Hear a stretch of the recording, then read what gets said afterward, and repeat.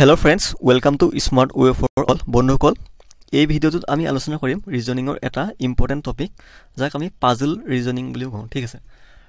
ৰিজনিংৰ main টপিকবোৰ যিবোৰ Assam police sub inspector বা আজিকালি ABUP তো আহা দেখা যায়, তাৰে এটা ইম্পৰ্টেন্ট টপিক হৈছে সিটিং এৰেঞ্জমেন্ট। সিটিং এৰেঞ্জমেন্টৰ কোৱেশ্চন আপোনালোকে পাব আজিকালি, ঠিক আছে। আমি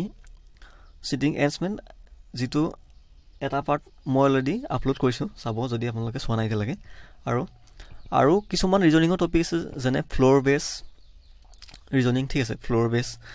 হওক বা লিনিয়াৰ এৰেঞ্জমেণ্ট, ঠিক আছে, যিটো এটা লাইনতে আমি এৰেঞ্জ কৰিব লাগে, ঠিক আছে। তাৰে লগত ৰিলেটেড এটা আমি টপিক আজি চাওঁ আহক, পাজল, যিটো আমি পাজল ৰিজনিং বুলি কওঁ চিম্পলি, ঠিক আছে। আহক আমি পলম নকৰোঁ, ভিডিঅ'টো ষ্টাৰ্ট কৰোঁ।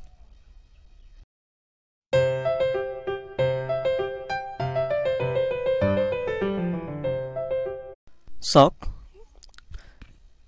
কুৱেশ্যনবোৰ সাধাৰণতে এনেকৈ দিয়া থাকিব, এটা ডাইৰেকশ্যন দিয়া থাকিব, study the following information to and answer the given question, ঠিক আছে।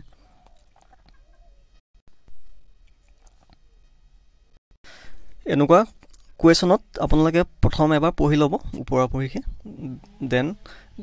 যিটো ষ্টেটমেণ্টত কৈ গৈছে সেইটো ছল্ভ কৰি যাব, ঠিক আছে। এতিয়া কি কৈছে চাওক, 6 place are to be organized from Monday to Sunday. One play each day with one day when there is no play. No play day is not Monday to Sunday. অৰ্থাৎ কি কৈছে, ছখন নাটক সোমবাৰৰ পৰা দেওবাৰলৈকে কি কৰা হয়, আৰম্ভ কৰা হয়, প্লে কৰা হয়, ঠিক আছে। আৰু কৈছে যে ওৱান প্লে ইটছ ডে, অৰ্থাৎ প্ৰতিদিনা এখনকৈ নাটক ষ্টাৰ্ট কৰা হয় with one day when there is no' play, আৰু তাৰ মাজতে এনেকুৱা এটা দিন আছে যিটো দিনত কোনো এখন নাটক ষ্টাৰ্ট কৰা নহয়, ঠিক আছে। আৰু কৈছে no' play day is not Monday or Sunday, অৰ্থাৎ যিখন নাটক ষ্টাৰ্ট কৰা নহয় সেই নাটকখন সোমবাৰ আৰু দেওবাৰে নহয়, ঠিক আছে। মানে সোমবাৰ আৰু দেওবাৰে ন' প্লে ডে নহয়, ঠিক আছে। মানে সোমবাৰ আৰু দেওবাৰে নাটক থাকিবই, ঠিক আছে। প্ৰথমতে আপোনালোকে ভিডিঅ'টো প'ষ্ট কৰি এবাৰ নিজে ছল্ভ কৰিব, দেন যদি নোৱাৰে দেন ভিডিঅ'টো চাব, অ'কে। চিম্পলি বনাই যাওক, মনডেৰ পৰা ছানডেলৈকে হয়, অৰ্থাৎ প্ৰথম ইয়াত যদি আমি ডেট লওঁ, Monday, Tuesday, Wednesday, Thursday, Friday, Saturday আৰু ছানডে, ঠিক আছে।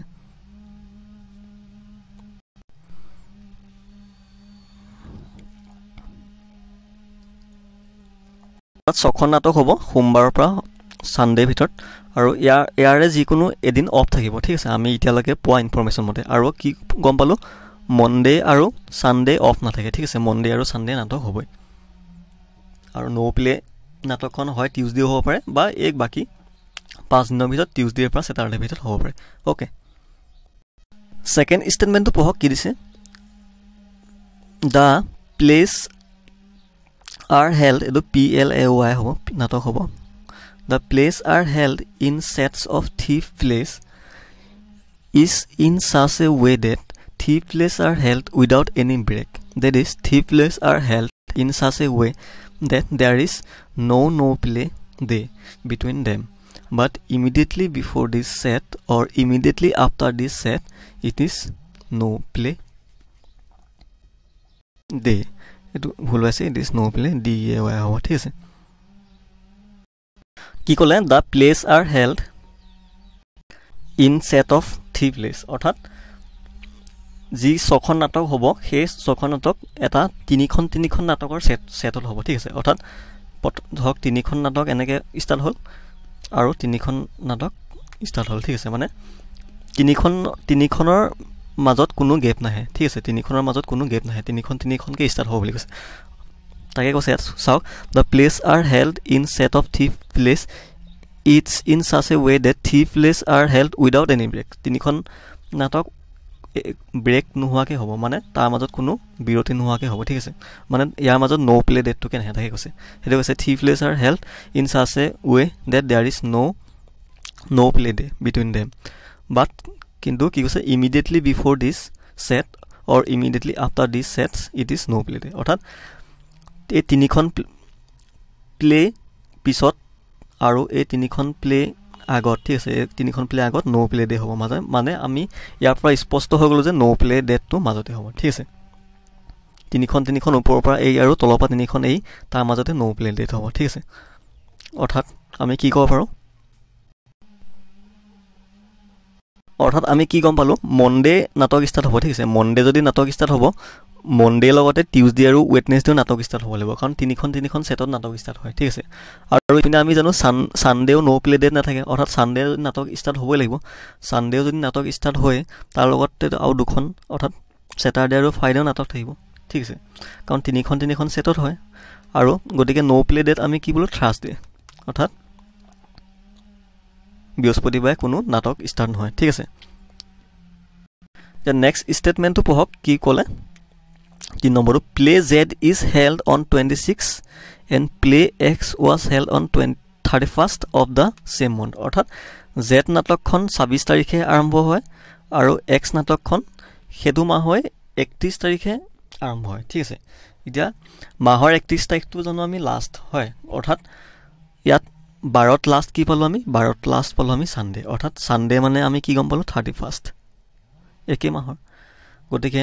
অবভিয়াছলি ছেটাৰডে 30 হৈ যাব তেনেকৈ আপোনালোকে কৰি আহক ফ্ৰাইডে হৈ যাব 29 থাৰ্ছডে হৈ যাব 28 ৱেডনেছডে হৈ যাব 27 আৰু টিউজডে হৈ যাব 26 আৰু মনডে হৈ যাব 25 আমি এতিয়া ডেটবোৰো আমি গম পালোঁ ঠিক আছে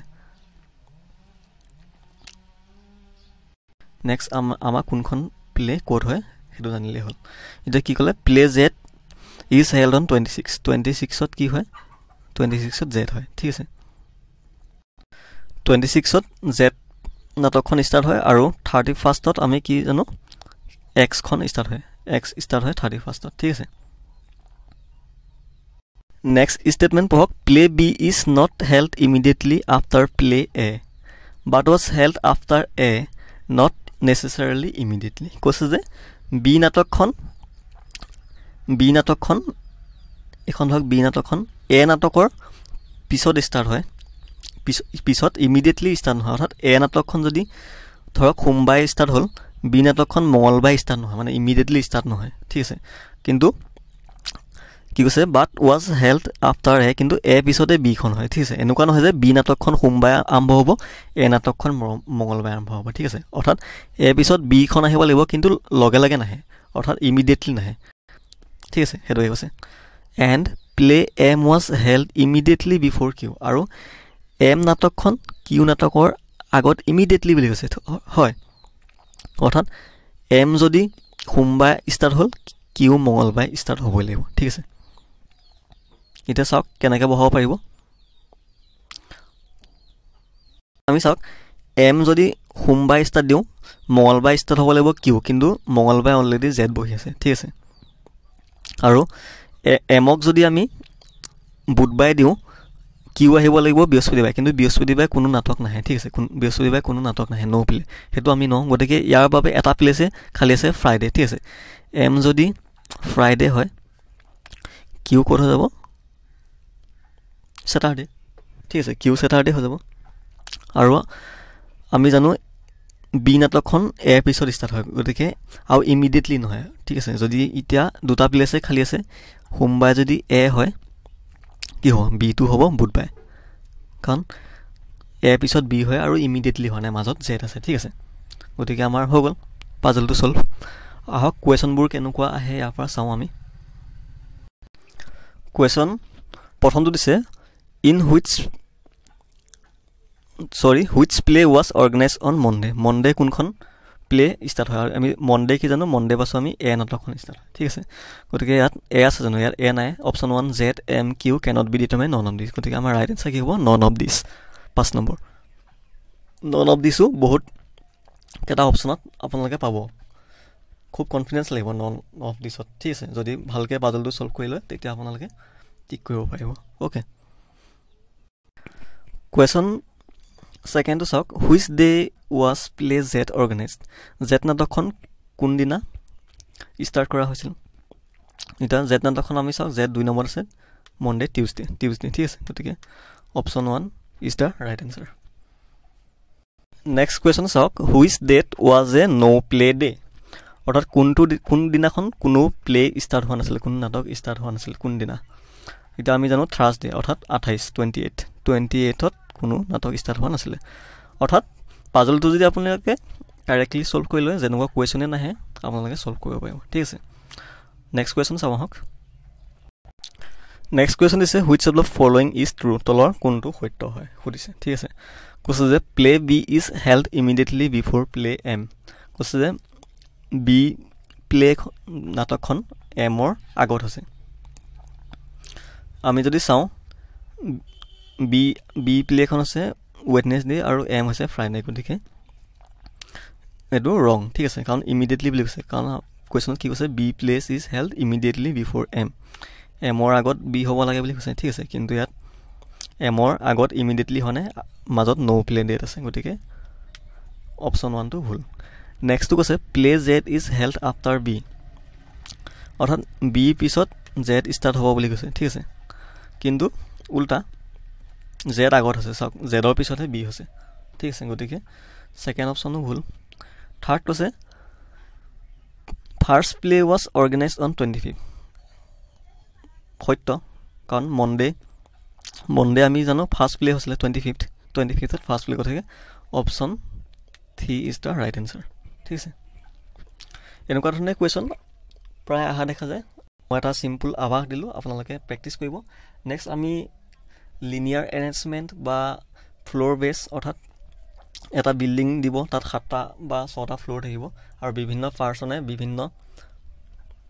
আইটেমছ ভাল পায় তেনেকুৱা ধৰণৰ ৰিজনিং প্ৰায় অহা দেখা যায় তেনেকুৱা আমি আলোচনা কৰিম ঠিক আছে ভিডিঅ'টো কেনে লাগিলে কমেণ্ট কৰি জনাব নাপাহৰিব যদি ভাল লাগিছে ভিডিঅ'টো লাইক কৰিব আৰু যদি প্ৰথমবাৰৰ বাবে আপোনালোকে আমাৰ চেনেলটো চাই আছে দেন প্লিজ ছাবস্ক্ৰাইব কৰি ল'ব থেংক ইউ